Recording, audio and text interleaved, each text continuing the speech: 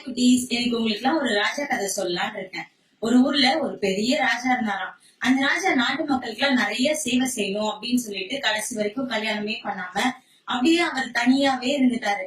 ஒரு நாள் என்னாச்சு, அவருக்கு ரொம்ப வயசானதுனால அவர் உட்கார்ந்து எனக்கு அப்புறம் இந்த நாட்டை யாரு ஆள்வா, என்ன மாதிரியே இந்த நாட்டு மக்களுக்கு நிறைய சேவைகள்லாம் யார் செய்வா அப்படின்னு சொல்லி யோசிச்சுட்டே இருந்தாராம். அப்ப அவருக்கு ஒரு யோசனை வந்துச்சான்.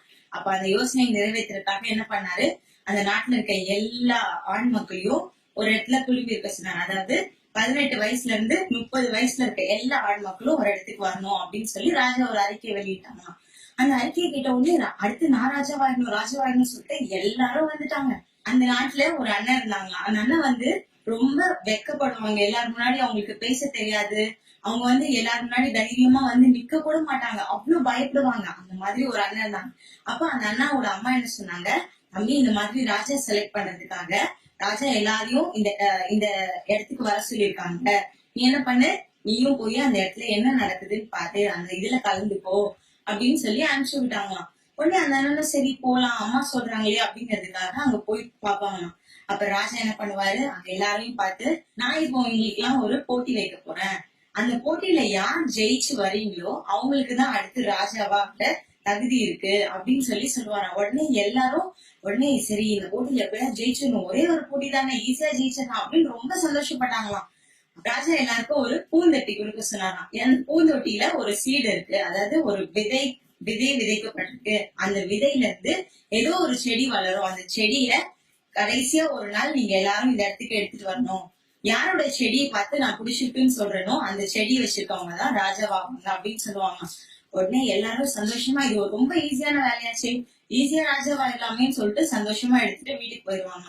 அந்த ரொம்ப வெக்கப்படுவாங்க இல்லையா, அந்த அண்ணனும் என்ன பண்ணாங்க, ஒரு தொட்டிய வாங்கிட்டு வீட்டுக்கு போயிட்டாங்க.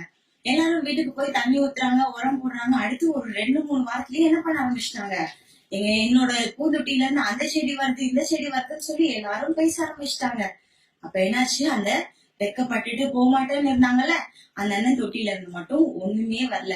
அந்த அண்ணனும் தண்ணி ஊத்தினாங்க, உரம் போட்டாங்க, எல்லாம் பண்ணி பார்த்தாங்க. ஆனா அந்த அண்ணன் தொட்டில இருந்து ஒண்ணுமே வரவே இல்லை. அப்ப கடைசியா அந்த ராஜா சொன்ன அந்த நாளும் வந்துச்சு. அது வரைக்கும் அந்த அண்ணன் தொட்டில எதுவுமே இல்லை. அதனால இந்த அண்ணன் வெக்கப்பட்டுட்டு நான் போல, இன்னைக்கு ராஜாவை மீட் பண்ண என்னால போக முடியாது, என் தொட்டில எதுவுமே வளரவே இல்லை, எப்படி நான் அதை எடுத்துட்டு போறதுன்னு சொல்லிட்டு வீட்டுக்குள்ள அவங்க கதவை சாத்திட்டு உட்கார்ந்து இருந்தாங்க.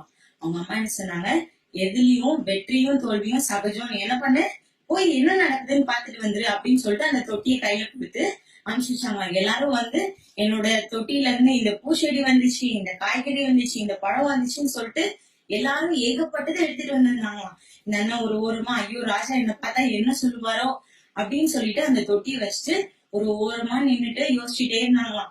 ராஜா வந்தாரு, எல்லாரையும் அவங்களோட தொட்டியை எடுத்து காட்ட சொன்னாரு. எல்லாரும் காட்டினாங்க. இந்த அண்ணன் ஒரு ஓரமா பயந்துட்டே நின்னுட்டு இருந்தாங்க. ராஜா எல்லாத்தையும் பார்த்துட்டு என்ன சொன்னாங்க, நீங்க எல்லாரும் இங்க ஒரு நிமிஷம் இருங்க அப்படின்னு சொல்லிட்டு ராஜா அவரோட சிங்காசனத்துல போய் உட்காந்துட்டு அங்க பின்னாடி ஒருத்தன் தொட்டில எதுவுமே இல்லாம ஒரு தொட்டியை வச்சுட்டு உட்காந்து நின்றுட்டு இருக்காங்க, அவனை கூட்டிடுவா அப்படின்னு சொல்லுவாங்க. அண்ணனுக்கு ஐயோ ராஜா நம்மள என்னமோ பண்ண போறாங்கன்னு சொல்லி ரொம்ப பயம் வந்துருச்சான். அப்ப என்ன பண்ணாரு ராஜா, அடுத்தது இவன் தான் ராஜாவாக போறான் அப்படின்னு சொல்லி அந்த அண்ணனை கூப்பிட்டு பாராட்டினாங்களா. முன்னாடி எல்லாருக்கும் அப்படியே ஒரே அதிர்ச்சி, என்னடா ராஜா இப்படி ஒண்ணுமே எடுத்துட்டு வராங்க, போய் ராஜாவாக்கிட்டாரே அப்படின்னு சொல்லிட்டு. அப்ப ராஜா சொல்லுவாராம், நான் கொடுத்த தொட்டில இருந்தது வேக வச்ச விதை, அதனால அதுல இருந்து எதுவுமே வராது.